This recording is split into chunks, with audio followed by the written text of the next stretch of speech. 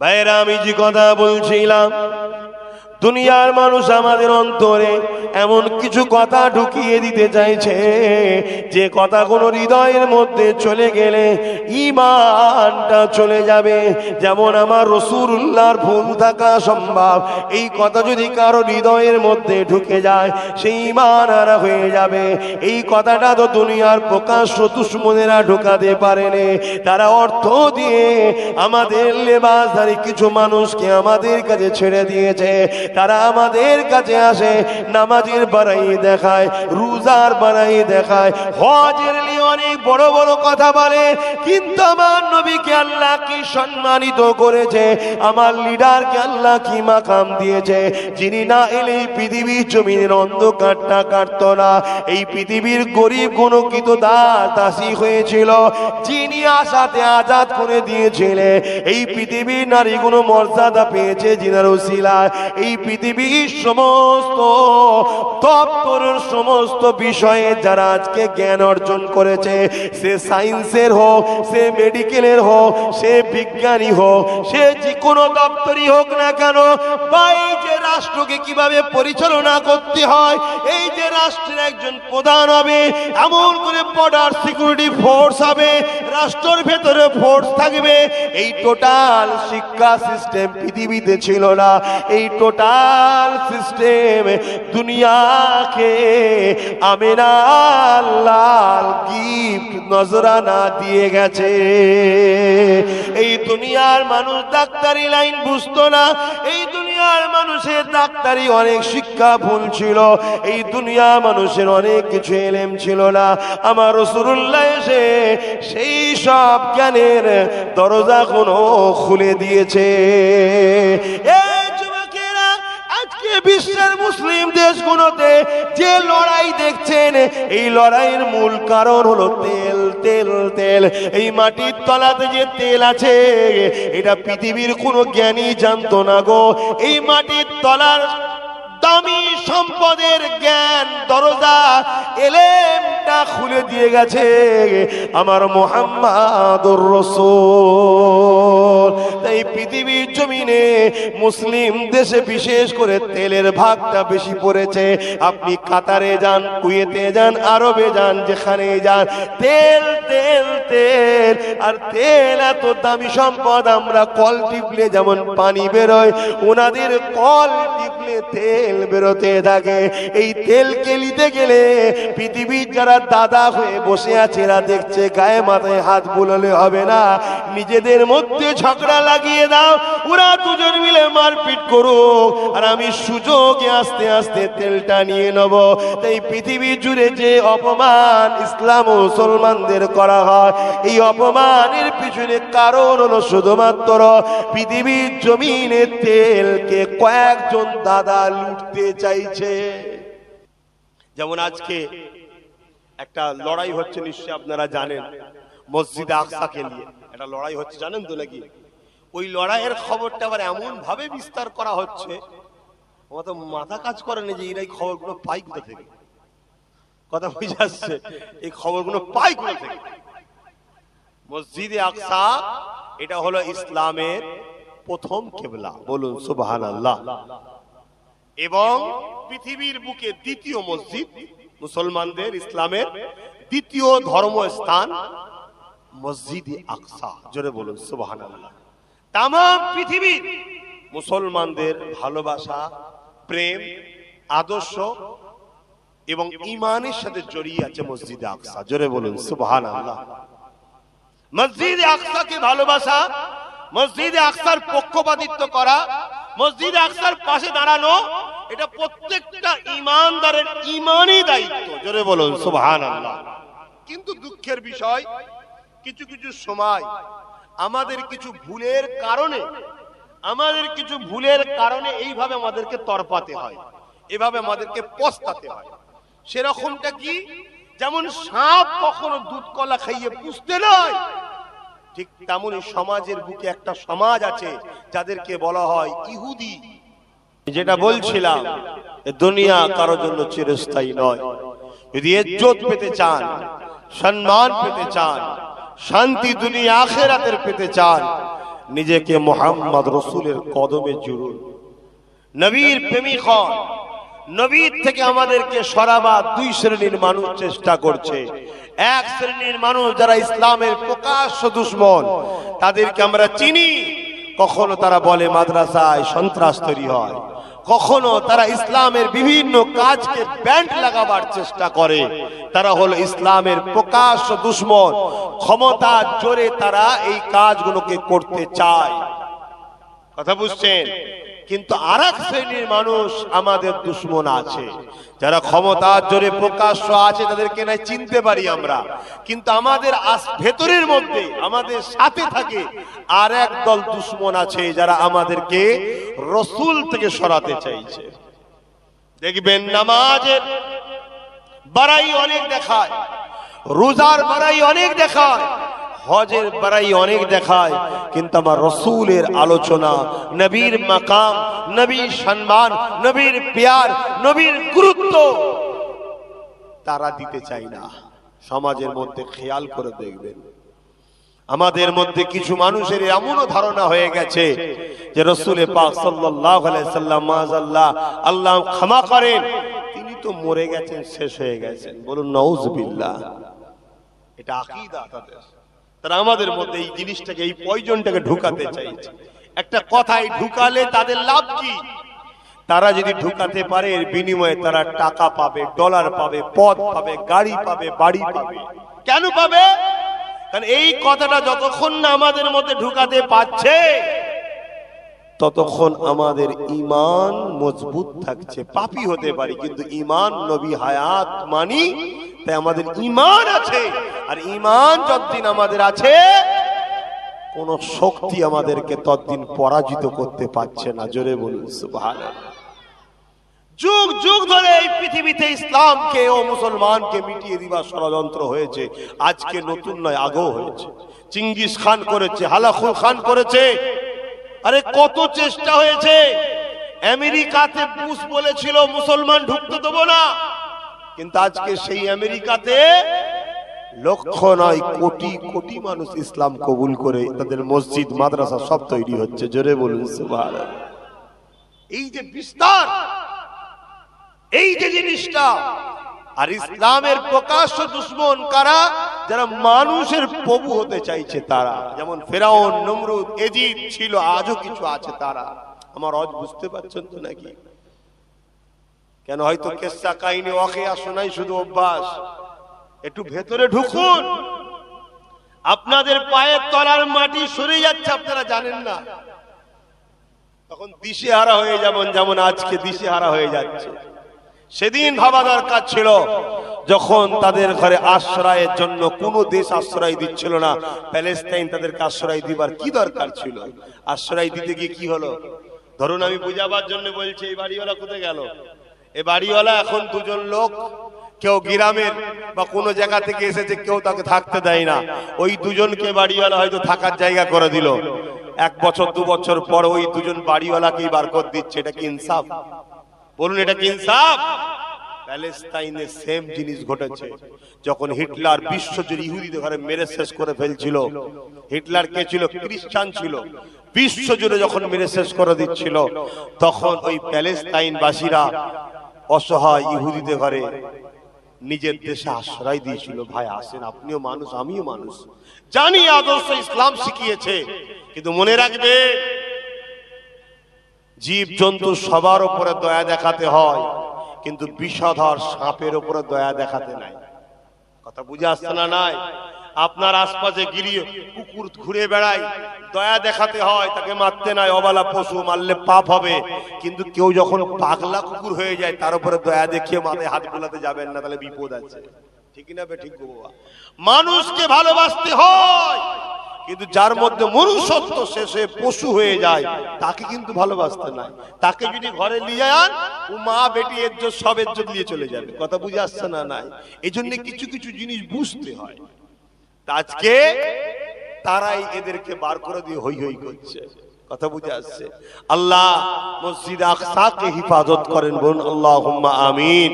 এবং মসজিদে আকসার জন্য যারা লড়াই করছে, আল্লাহ তাদেরকেও সাহায্য করেন, বলুন আল্লাহুম্মা আমিন। এই ওয়াজ বুঝছেন তো নাকি?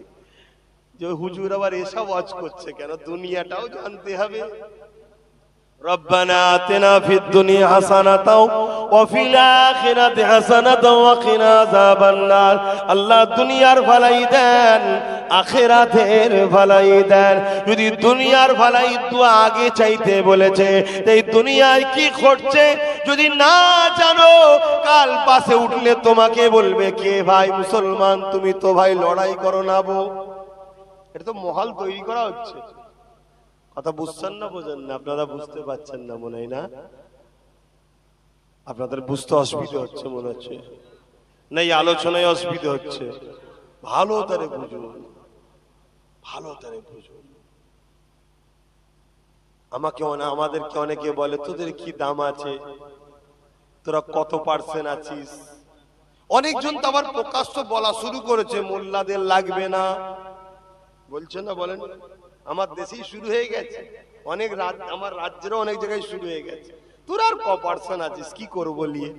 বলেন না? বলেন, কে তোদের কি অস্তিত্ব আছে বল, তোদের কোন কি পদ আছে বল, তোদের কোন জায়গায় কোন দপ্তরে তোরা আছিস বল। বলেন না? বলেন না? কিন্তু কথা ঠিকই বলছে, ভুল কিছু বলেননি। আমরা তো কোনো জায়গাতেই নেই, আমরা শুধু একটা জায়গাতেই আছি, গোলামি করাতে। ওদের গোলামি করাতে ছাড়া আর কোনো জায়গাতে আমরা আছি নাকি? নাই। কিন্তু একটা কথা খেয়াল করে দেখেছেন, আমাদের কিছু নেই ঠিকই, তারপরও 24 ঘন্টা টিভি খুলে দেখুন, শুধু মুসলমান, শুধু ইসলাম, শুধু মুসলমান, শুধু ইসলাম, আলোচনা হয় না, হয় না। কেন? কেন? কেন? সংখ্যা কম হতে পারে, সংখ্যা কম হতে পারে, ফ্যাক্ট তো ইরা নয়। একটা হলো মুহাম্মদ রাসূল। জোরে বলুন সুবহানাল্লাহ। ওই ব্যক্তিটাকে নিয়ে যারাই রিসার্চ করেছে তারাই মুহাম্মদ রাসূলের দিওয়ানা হয়ে গেছে। জোরে বলুন সুবহানাল্লাহ। সংখ্যা কম হতে পারে, পদ কম হতে পারে, কোন জায়গাতে নাও থাকতে পারে, কিন্তু আজকের দিনও গুগল সার্চ করলে পৃথিবীর শ্রেষ্ঠ মানুষের নাম কি? মুহাম্মদ। জোরে বলুন সুবহানাল্লাহ। শুনছেন ভাই? নিজেকে তো চিনতে পারলে না, হায় কপাল, নিজেকে চিনতে পারলে না বলে আজকে এই দুর্দশা। জঙ্গলে হরিণের পেটেই মৃগনাভি হয়। কার পেটে? হরিণের পেটে। খুশবুতে পুরো জঙ্গল দিবানা হয়ে যাচ্ছে। হরিণ ছুটে ছুটে ছুটে ছুটে দুনিয়া মাই খুশবুতে ও পাগল হয়ে গেছে, কিন্তু ও জানে না যে ওই মূল্যবান জিনিসটা তোর কাছেই আছে। আমাদের দশাটা ঠিক সেটাই হয়েছে। আপনার কাছে এমন একটা মূল্যবান জিনিস আছে, পৃথিবীর সব থেকে বড় যে দাদা, সেও আপনাকে নিয়ে পেরেশানে আছে। শুনছেন? না হয় না হয় লড়াই হচ্ছে কোথায়? প্যালেস্তাইন আর কি, আর আমেরিকাতে একটা 6 মাসের বাচ্চাকে কতল করা হচ্ছে কেন? ভাবতে হবে। শুনছেন আমার কথা? ভাবতে হবে। তাদের লড়াই, কিন্তু আমেরিকায় 6 মাসের বাচ্চা কতল হলো কেন? রাগে প্যালেস্তাইনে 6 মাসের একটা বাচ্চাকে, 6 বছরের একটা বাচ্চাকে মেরে দিয়েছে। শুনছেন তো ভাই? খুব ভালো করে বুঝুন। আপনি নিজেকে চিনতে পারছেন না যে আপনার কাছে এমন একটা সম্পদ আছে। পৃথিবী কেন লাখো কোটি পৃথিবী বিক্রি হয়ে গেল, ওই সম্পদের দাম তো দূরের কথা, মূল্য ভাবাই যাবে না, কাছেই যাওয়া যাবে না। ওই সম্পদটা হলো আমি মুহাম্মদ রাসূলকে নবী বলে মানি। জোরে বলুন সুবহানাল্লাহ। এইটার কত পাওয়ার জানেন? এটার কত পাওয়ার জানেন? কিন্তু আপনি ধ্বংস হচ্ছেন কেন? আপনার উঠাটা খারাপ জায়গায়, আপনার বসাটা খারাপ জায়গায়, আপনার জীবনের স্টাইলটা খারাপ ভাবে, এজন্য আজকে আপনারা ধ্বংসের দিকে চলে যাচ্ছেন। একটু চেঞ্জ করুন, নিজেকে একটু চিনতে শিখুন। মোহাম্মদ রসুলের উম্মত আপনি, গোলাম আপনি। আপনার কথা, আপনার ব্যবহার, আপনার আখলাক, আপনার কাজ, আপনার লাইফস্টাইল, আপনার ব্যবসায়ী জিন্দগি, আপনার অর্থনীতির জিন্দগি, আপনার সংসার নীতির জিন্দগি, আপনার ধর্মনীতির জিন্দগি, আপনার পারিবারিক জিন্দগি, আপনার রাষ্ট্রনীতির জিন্দগি, আপনার রাজনীতির জিন্দগি, সব জায়গাতে দুনিয়া কি করছে দেখার দরকার নেই। আপনি মোহাম্মদ রসুলকে ফলো করুন। বলুন সুবহানাল্লাহ। উপারার লিডার লোককে লোটে আপনি লুটতে যাবেন না, আপনি মোহাম্মদ রসুলকে ফলো করুন। উপারার লোকেরা মদ খায়, খেগে যাক, আপনি খাবেন না, মোহাম্মদ রসুলকে ফলো করুন। ওই বাড়ির লোক মাকে মারে, আপনি মারবেন না, আপনি মোহাম্মদ রসুলকে ফলো করুন। ও মিথ্যা সাক্ষী দেয়, দিকে যাক, আপনি দেবেন না, আপনি মোহাম্মদ রসুলকে ফলো করুন। এই স্টাইল আপনার লাইফে আনুন। খোদার কসম, এই পৃথিবীতে আবার প্রত্যেকটা বাড়িতে মোহাম্মদ রসুলের কলেমার ঝান্ডা উঠবে। ইমাম মেহেদী আলাইহিস সালামের নেতৃত্বে সেদিন আপনাকে ইনশাআল্লাহ পাওয়া যাবে। জোরে বলুন সুবহানাল্লাহ। আর না হয় আপনি আপনার কপাল ফাটাবেন। আপনি আপনার কপাল ফাটালেন, ইসলাম ইসলামের জায়গাতে থাকবে। কথা বুঝছেন না বোঝেননি? তাই বলে আসুন মোহাম্মদ রসুলকে ধরুন, মোহাম্মদ রসুলকে ধরুন, মোহাম্মদ রসুলকে ধরুন। বাস এতটুকুই কথা আমার।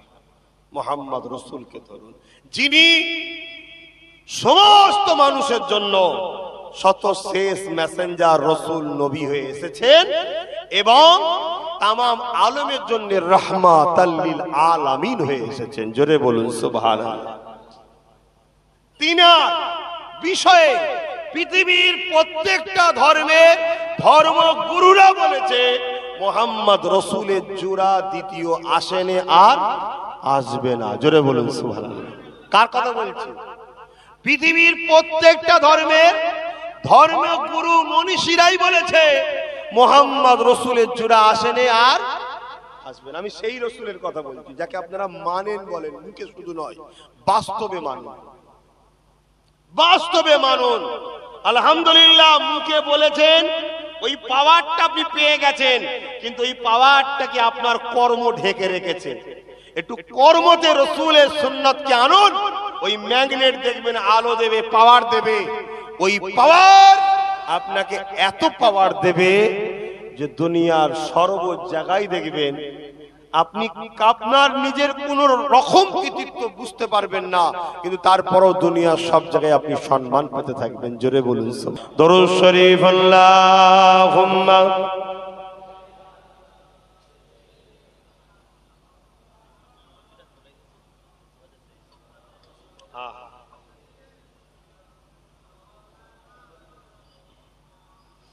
अल्लाहुम्मा सल्ली अला सय्यिदना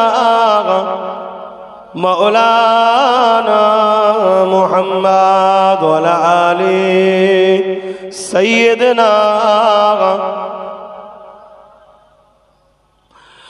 नामे मोहम्मद आँखों का तारा, नामे मोहम्मद दिल का उजाला, नामे मोहम्मद आँखों का तारा, नामे मोहम्मद दिल का उजाला, नामे मोहम्मद दोनों जहां की दौलत मिलेगी, दोनों जहां की दौलत मिलेगी, कर लो वजीफा नामे मोहम्मद आँखों का तारा, नामे मोहम्मद दिल का उजाला, नामे मोहम्मद।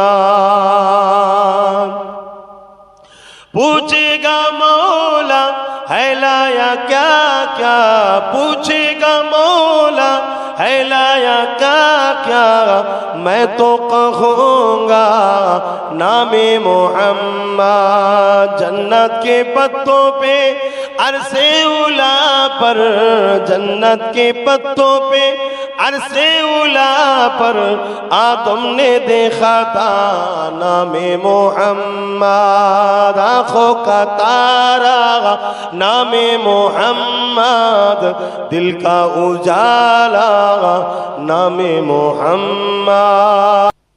এই যে আমরা রসুলকে মানি বলি, পৃথিবীর কে কি করছে দেখার দরকার নেই।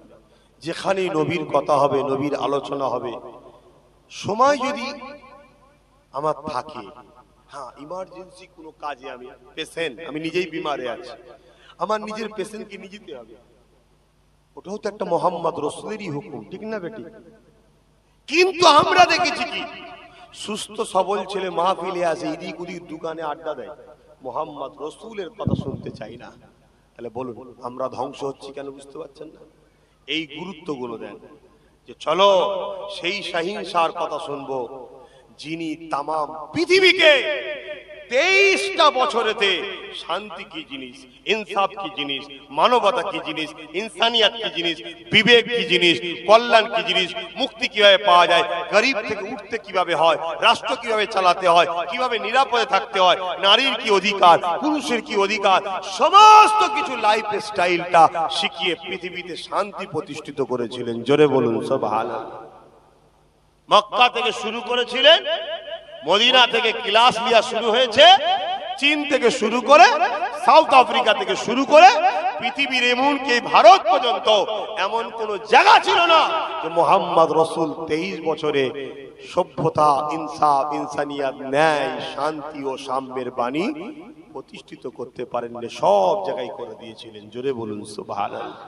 আবার আমরা সেই মোহাম্মদ রসুলের নেতৃত্ব ছেড়ে দিয়ে, তিনার আদর্শ ছেড়ে দিয়ে, তিনার রাগ দেখানো রাস্তা ছেড়ে দিয়ে, তিনার কথাকে ভুলে গিয়ে, দুনিয়ার লোভ লালসায় জড়িয়ে গিয়ে নিজে আত্মসাৎ যারা করতে চায়, যারা লুটেরা, যারা মানুষের প্রভু সাজতে চায়, তাদের দলদাস হয়ে তাদের পিছনে ঘুরে বেড়ায়, তাদের কাছে ছুটে যায়, তাদেরকেই নিজেদের লিডার, নেতা, পীর, মুরিদ যাই বলেন না কেন সব কিছু বেনিয়ে দিয়েছি বলে আজ আমাদের আবার অশান্তির আগুন জ্বলছে।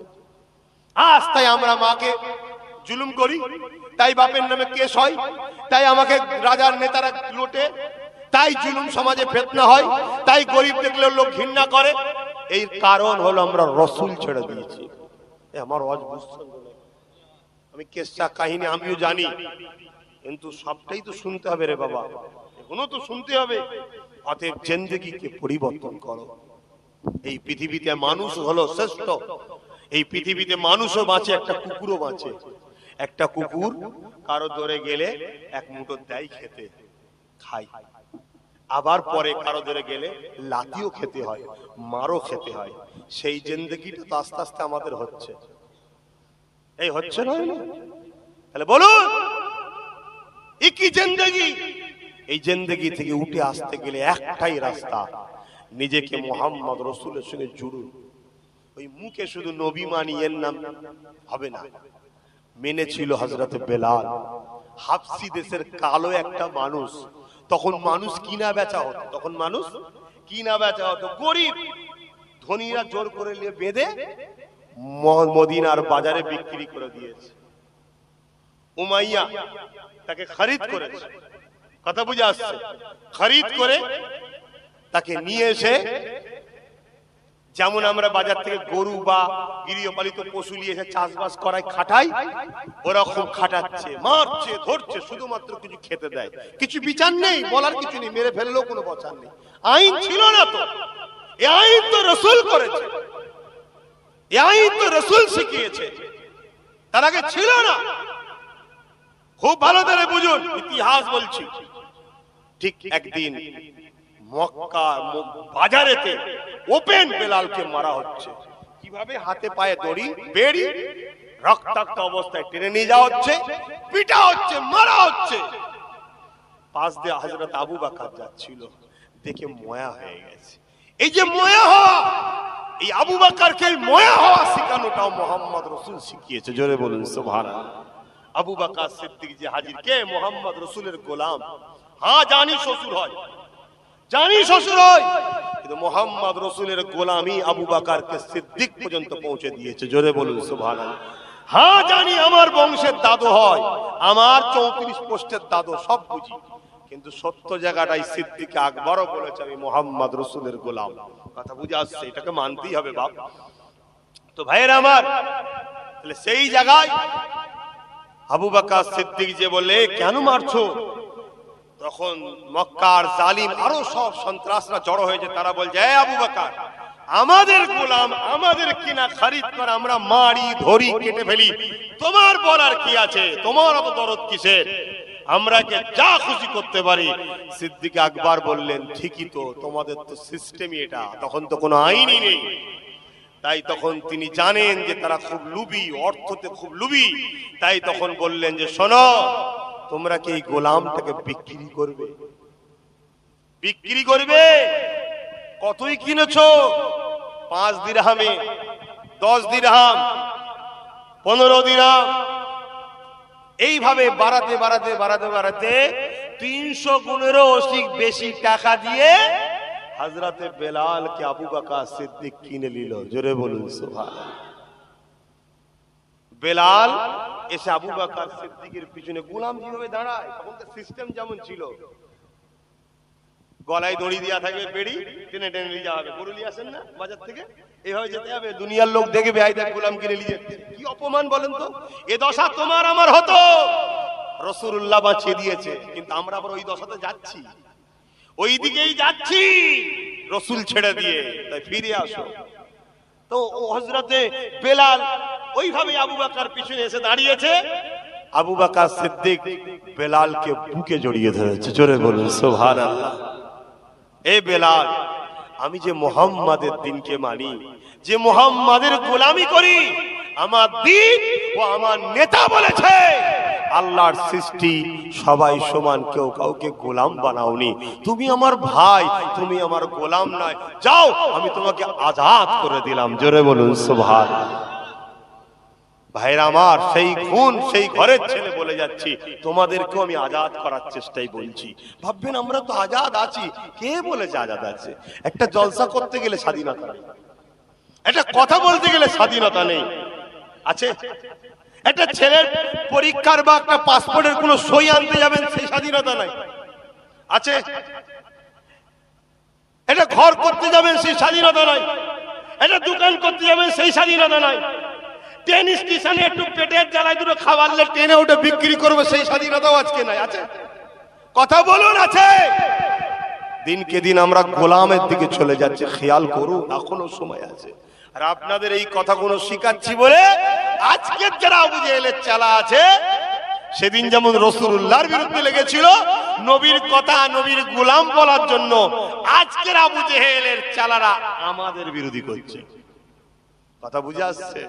খুব ভালো করে বুঝুন। নবীকে ভালোবাসুন, নবীকে প্যার করুন, নবীকে ধরুন। যদি দুনিয়া আখিরাতের ইজ্জত পেতে চান, প্রত্যেকটা বাচ্চা আপনার বাড়ির যারা আছে সবাইকে শিক্ষিত করুন। তাতে এক বেলার খানাকে বাদ দিন, এক বেলা শুধু খান। যদি আল্লাহ আপনার দুবেলা রিজিকে রেখে থাকে, এক বেলা খান, এক বেলা খাওয়া বন্ধ করে দিন। বাচ্চাগুলোকে পড়ান। কি পড়াবেন? ডাক্তার করুন, উকিল করুন, জজ করুন, ডিএম করুন, বিডিও করুন, আইপিএস অফিসার বানান। আর এর সাথে সাথে আর একটা শিক্ষা দেবেন, কি? মুহাম্মদ রাসূলের গোলাম বানাবেন।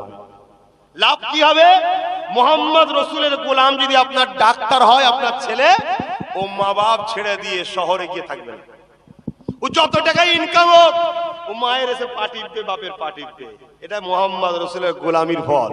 আর নাই, সমাজে বহু ডাক্তার আছে, ডাক্তার নিজে ডাক্তার, বউ ডাক্তার, আর নিজের মাকে বৃদ্ধাশ্রমে ভাড়া দিয়ে এসছে, মাসে গেলে 10,000 টাকা দেয়, ভাড়াই রেখে এসছে। কথা বুঝে আসছে না? নাই। মুহাম্মদ রাসূলের গোলাম যদি পুলিশ অফিসার হয় আপনার ছেলে, তাহলে আপনার ছেলে কখনো রাস্তায় দাঁড়িয়ে কাউকে জোর করে বলবে না ঘুষ দে। শুনছেন তো নাকি? মিথ্যা কেস নেবে না, মিথ্যা কেস দেবে না, কোন রকম কোন সন্ত্রাসের দালালি আপনার ছেলে করবে না। আর যদি মুহাম্মদ রাসূলের গোলামি না শেখে, যদি আপনার ছেলেকে পুলিশ বানান, ইন্টারন্যাশনাল সুদখোর হয়ে যাবে, ইন্টারন্যাশনাল জালিম তৈরি হবে। নিরীহ নিরীহ ঘরের ছেলেগুলোকে কেস দিয়ে দিন রাত হারাম করে ফেলবে। কথা বুঝছেন না? বুঝুন না। মুহাম্মদ রাসূলের গোলামি শিক্ষা কেন দিতে বললাম? আপনার ছেলে যদি জজ হয়, বিক্রি হবে না। উকিল যদি হয় মিথ্যা কেসকে সাজিয়ে সত্য বানাতে যাবে না, কেন মোহাম্মদ রসুল এগুলো সব নিষেধ করে দিয়েছে, এগুলো করতে পারবে না। মোহাম্মদ রসুলের গোলামদের দ্বারা এগুলো হতে পারে না। যদি বলেন মুসলমান তো করছে, মুসলমান আলাদা জিনিস, মোমেন মুসলমান আলাদা জিনিস। মুসলমান আলাদা জিনিস, মোমেন মুসলমান আলাদা জিনিস। আরে মুসলমান হওয়া অনেক সহজ ব্যাপার, মুসলমান হওয়া অনেক সহজ ব্যাপার। মোমেন হওয়া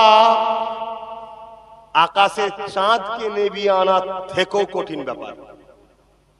মোমেন দেখবেন ফুরফুরা শরীফে সাইফুদ্দিন সিদ্দিকীকে দেখেছেন, ওই যে একটা মোমেন ছিল, চলে গেছে। কথা বুঝে আসছে? অতএব খুব ভালো করে বুঝুন, মোমেন কে? যে সব কিছুর উপরে আল্লাহ ও রসুলকে প্রাধান্য আগে দেয় জানের থেকে বেশি, সে হলো মোমেন। জোরে বলুন সুবহানাল্লাহ। আল্লাহুম্মা সাল্লি আলা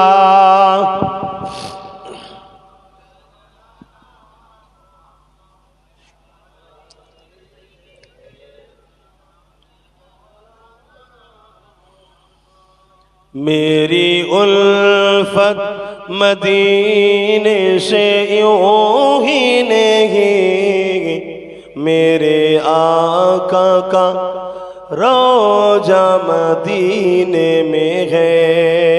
मेरी उल्फत मदीने से यूं ही नहीं, मेरे आका का रोजा मदीने में है। मैं मदीने की तरफ न कैसे खींचो, मैं मदीने की तरफ न कैसे खींचो, मेरी दीन और दुनिया मदीने में है। अर्श अजीम से जिसका बड़ी शान है, रोजाए मुस्तफा जिसकी पहचान है, रोजाए मुस्तफा जिसकी पहचान है। जिसका गम पल्ला कोई मोहल्ला नहीं, जिसका गम पल्ला कोई मोहल्ला नहीं, एक ऐसे मोहल्ला मदीने में है।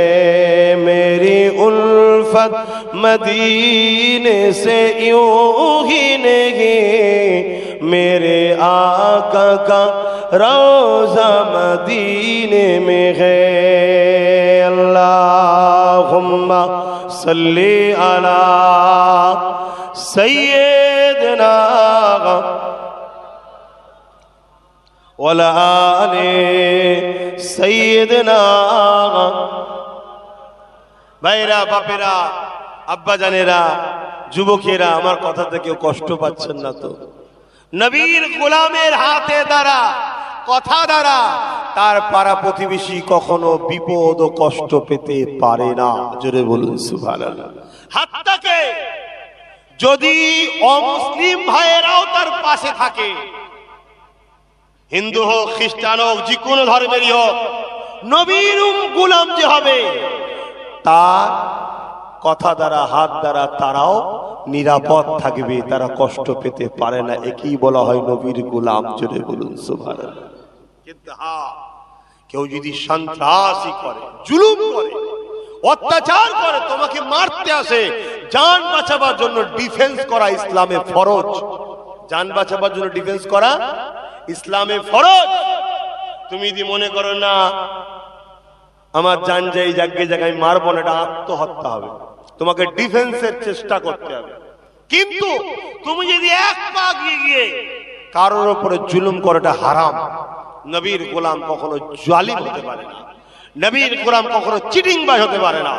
মুস্তাফা জানে রহমতের মাননেওয়ালা কখনো সুদখোর হতে পারে না। মোহাম্মদ রসুলের মাননেওয়ালা কখনো মা বাপের উপরে জুলুম করতে পারে না। হাতটাকে এটাও শুনে রেখে দাও, মোহাম্মদ রসুলের দুশ্মন কখনো মাতৃভূমির সঙ্গে গাদ্দারি করতে পারে না। গাদ্দার তো তারা যারা মোহাম্মদ রসুলের গোলামদের ঘরে গোলাম বানাতে চায়, গাদ্দার তো তারা যুগ যুগ ধরে তারা দেশের সঙ্গে গাদ্দারি করেছে। কথা বুঝে আসছে না? নাই।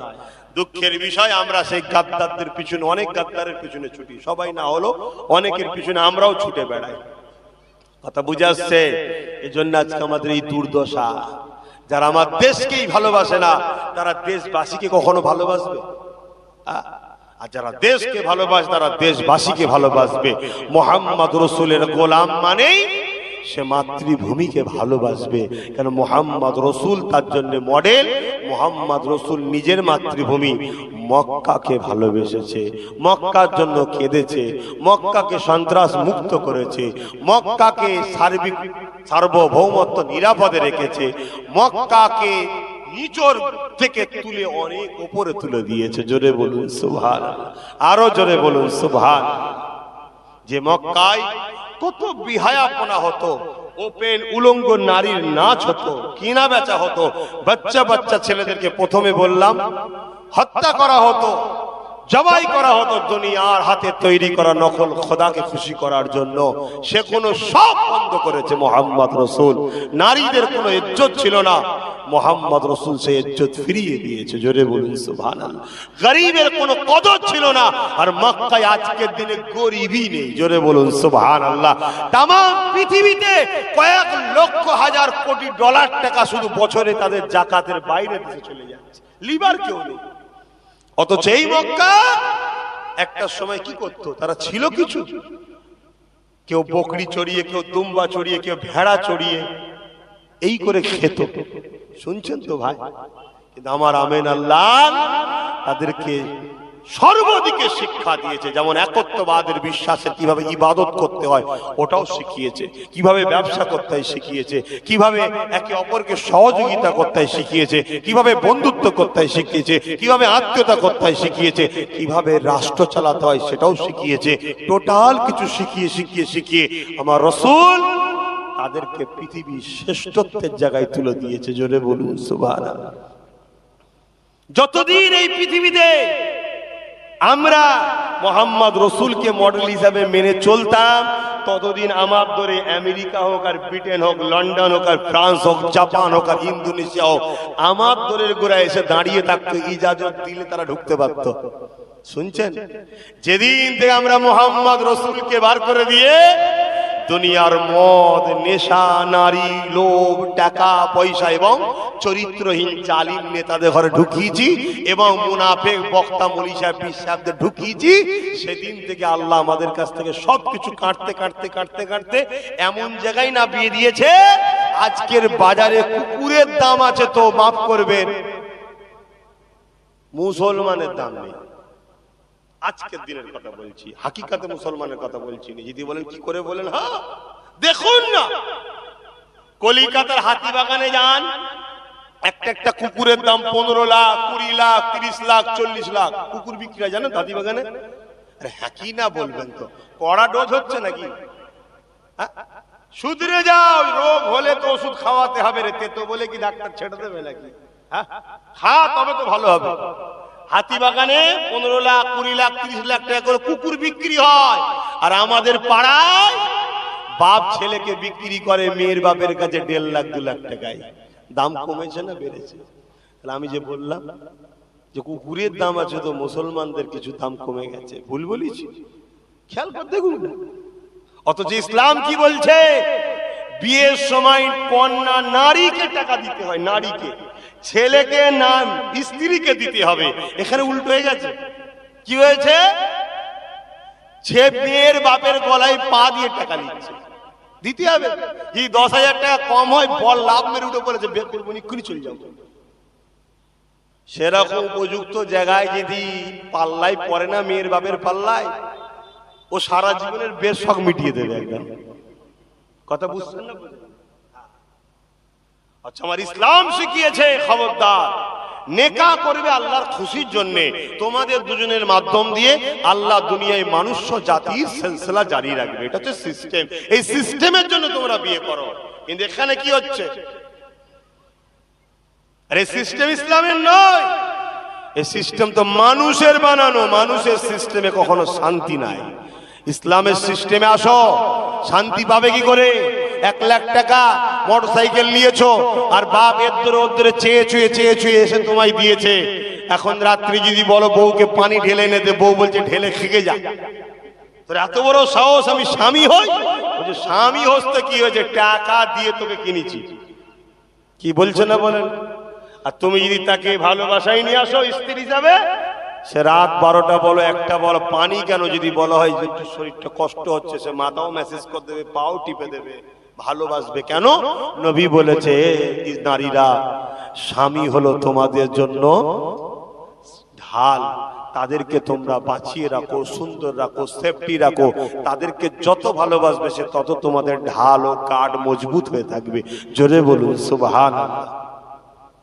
তো যাক ভাই, কথা বললে আরো কথা বেড়ে যাবে। আমি একটাই কথা বলবো, নিজেদের কালচার, যে কালচারে আছি এ থেকে উঠে এসে মোহাম্মদ রসুল যে সিস্টেম দিয়ে গেছে ওই সিস্টেমে আমাদেরকে ফিরে আসতে হবে। ওই সিস্টেম মানতে গেলে প্রত্যেকে রসুলুল্লাহ জীবনী পড়ুন, বাড়ি বাড়ি রসুলুল্লাহ জীবনী তুলুন, নিজে পড়ুন, বাচ্চাকে পড়ুন, পরিবারকে ঘরে পড়ান, তবেই শান্তি পাবেন। যদি এখান থেকে আপনারা না ফিরে আসার চেষ্টা করেন, আগামী দিন আপনাদের জন্য কিন্তু অপেক্ষা করছে। প্যালেস্তাইন না হলেও মায়ানমার কিন্তু অপেক্ষা করছে। কথা বুঝতে পারছেন না? পারেন না? বাস বলার দায়িত্ব ছিল, বলে দিলাম। এই সত্য কথাটা আপনাদের কাছে পৌঁছানোর জন্য আমার অনেক অনেক দুশ্মন বাড়ছে। শুনছেন তো?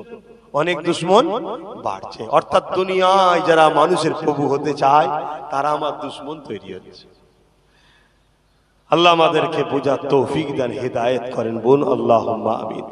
আল্লাহুম্মা সাল্লি আলা সাইয়্যিদিনা মাওলানা মুহাম্মদ ওয়া আলা আলিহি।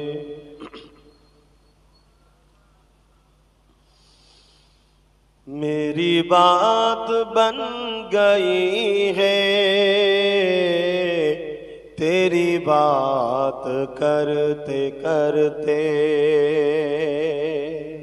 কি দাম আমার, দুনিয়ার মানুষ আমাকে ডাকে, ফলো করে, স্মরণ, ভালোবাসে, রসুলের কথা বলি বলে। জোরে বলুন সুবহানাল্লাহ। আমারও আলোচনা দুনিয়ায় শুরু হয়েছে নবীর কথা বলতে বলতে। জোরে বলুন সুবহানাল্লাহ। তাই তো নাকি? তোমরাও নবীর সঙ্গে জড়ো। मेरी बात बन गई है, तेरी बात करते करते। तेरी शहर में मैं आऊं आका, तेरी शहर में मैं आऊं। तेरी नात पढ़ते पढ़ते मेरी बात बन गई है, तेरी बात करते करते। तेरी इश्क़ी की खातिर मुझे जिंदगी मिली है,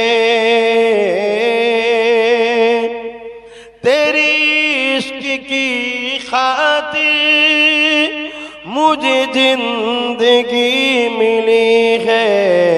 मुझे मौत आए आका, मुझे मौत आए आका, तेरी जिक्र करते करते मेरी बात बन गई है, तेरी बात करते करते तेरी शहर में मैं आऊं। तेरी नात पढ़ते पढ़ते अल्लाहुम्मा सल्ली अला सय्यिदना मौलाना मुहम्मद व अला आलि सय्यिदना। अल्लाहुम्मा सल्ली अला मौलाना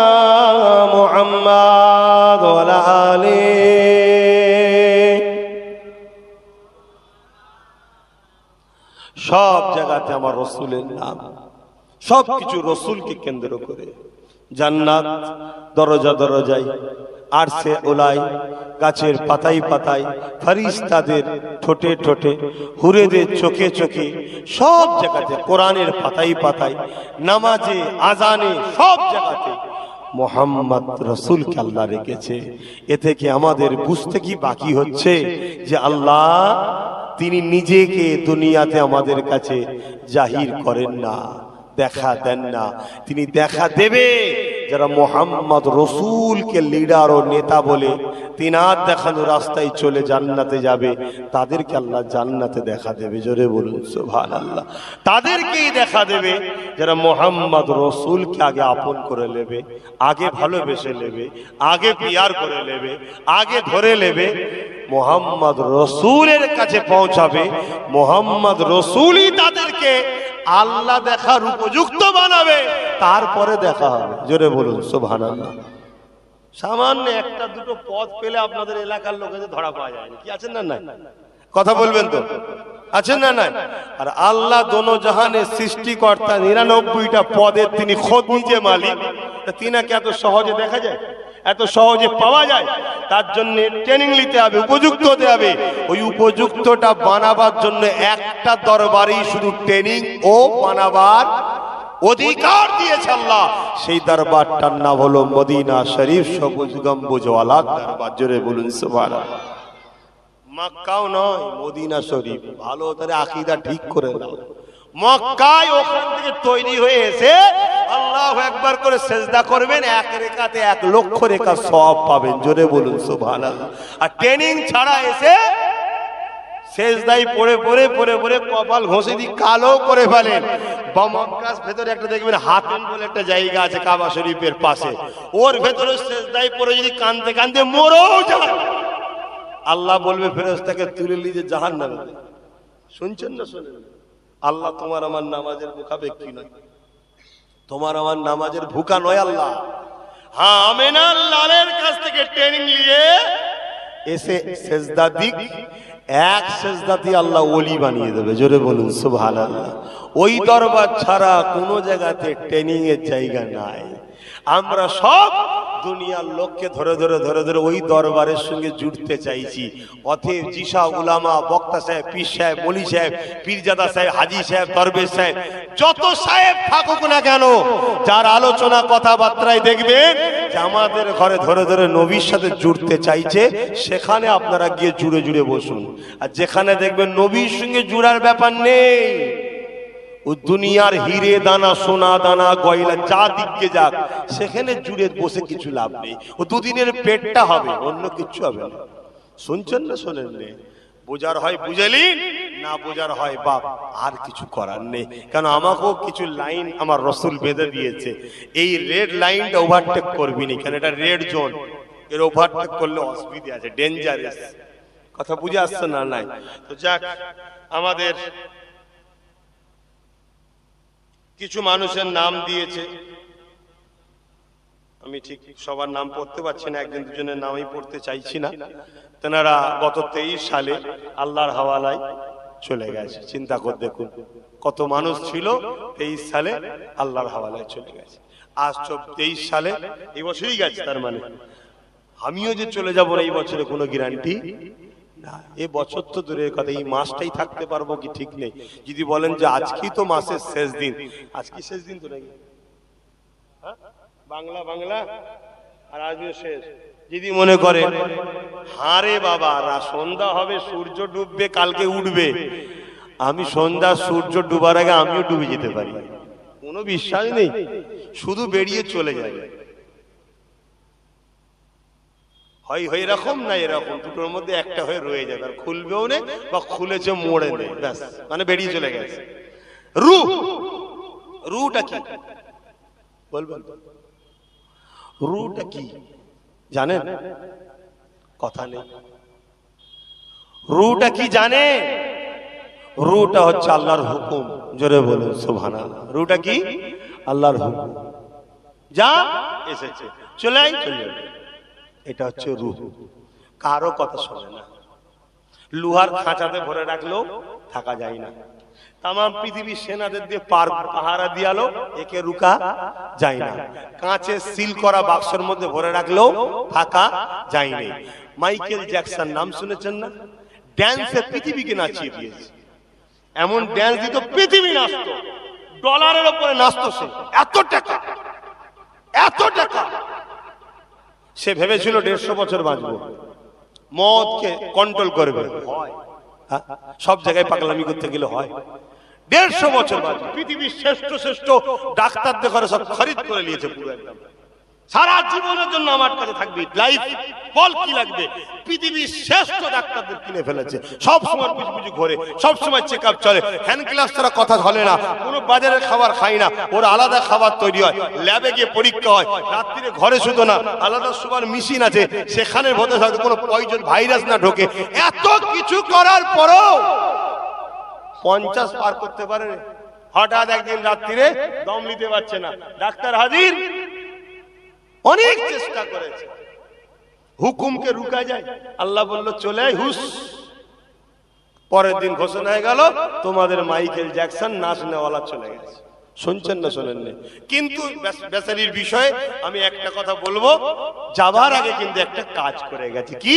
যাবার আগে অল্প দিন হলো মোহাম্মদ রসুলকে লিডারটা বলে কলেমাটা পড়ে গেছে। বলুন সুবহানাল্লাহ। না জানি শরিয়াত অনুযায়ী আল্লাহ তাকে মাফ করে দিতে পারে, এটা শরিয়াতের হুকুম। আর কি হচ্ছে না হচ্ছে আমি অত বলতে পারবো না, আমার জানা নাই। কিন্তু এতটুকু মেসেজ, সে যাবার সময় তার কপাল ভালো আমি মনে করি যে কলেমাটা পেয়েছে। তো যাক ভাই, যা শেষ ভালো তো তার সব ভালো, একটা কথা আছে, আল্লাহ আমাদেরকে বোঝার তৌফিক দেন। তো অনেক মানুষ চলে গেছে, আমাদেরও অনেকে আত্মীয় স্বজন চলে গেছে। আসুন একটু দোয়া চাওয়া হবে, মাই মুরব্বীদের একটু সবরেসানি হবে, তাই তো নাকি গো? এখানে আমরা যারাই বসে আছি, এমন কেউ আছেন যে বলবেন যে আমার কেউ ইন্তেকাল করেনি? এমন কেউ আছে নাকি এখানে? একটু বলুন। কেউ না কেউ গেছে, হয় দাদু হোক, দাদি হোক, নানা হোক, নানি হোক, ফুপু হোক, ফুপা হোক, খালা হোক, খালু হোক, মামা হোক, মামি হোক, ছেলে হোক, বাপ হোক, মা হোক, স্ত্রী হোক, স্বামী হোক, কেউ না কেউ গেছে। কি? তারা সবাই আমাদের কাছে একটা জিনিস এখন আশা করে, কি?